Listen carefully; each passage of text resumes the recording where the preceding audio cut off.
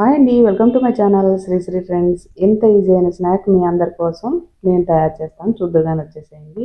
ఇంట్లో పిల్లలు అల్లరి చేసేటప్పుడు వాళ్ళని కొంచెం బుజ్జగించడానికి, కొంచెం డిఫరెంట్ ఫుడ్ పెడటానికి ట్రై చేయాలి కదా మరి.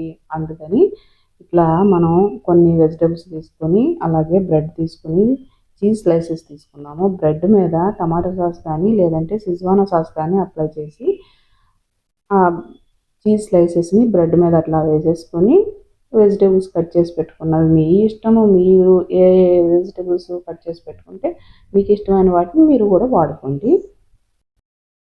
చూసారా, సాల్ట్ పెప్పరు మీకు కావాలంటే యాడ్ చేసుకోండి. కొంచెం స్పైసీగా ఉంటుంది, నాకైతే అవసరం లేదనిపించింది. ఎందుకంటే క్యాప్సికంలో ఉన్న ఘాటు నాకు సరిపోతుంది. ఇట్లా తరిగి పెట్టుకున్న చీజ్ దొరుకుతుందండి సూపర్ మార్కెట్లో, చాలా బాగుంటుంది, డిఫరెంట్గా ఉంటుంది. బయట పిజ్జాలు బర్గర్లు తినే కన్నా ఇట్లా మన చేతితో మనం చేసి పెడితే బాగుంటుంది, కొంచెం హైజీనిక్గా ఉంటుంది అనమాట. అలాగే వెజిటేబుల్స్ కూడా ఎక్కువ యూజ్ చేసుకోవచ్చు కాబట్టి ఇట్లా చేసి పెట్టండి మీ పిల్లలకు కూడాను. ఇదిగో చూసారా, టైం సెట్ చేసేసుకొని 10 మినిట్స్ 210 డిగ్రీస్ వరకు మనం హీట్ పెట్టేసుకొని ఇట్లా స్టార్ట్ చేసేద్దాం. సాధారణంగా ఓవెన్స్ వేరేగా ఉంటాయి కదా, ఇదేంటి ఇట్లా ఉందని ఆలోచిస్తున్నారా? ఇది ఒక 5-6 ఏళ్ల క్రితం 2 టీవీలు కొంటే దసరా ఆఫర్లో నాకు ఈ ఓవెన్ ఫ్రీగా వచ్చిందండి.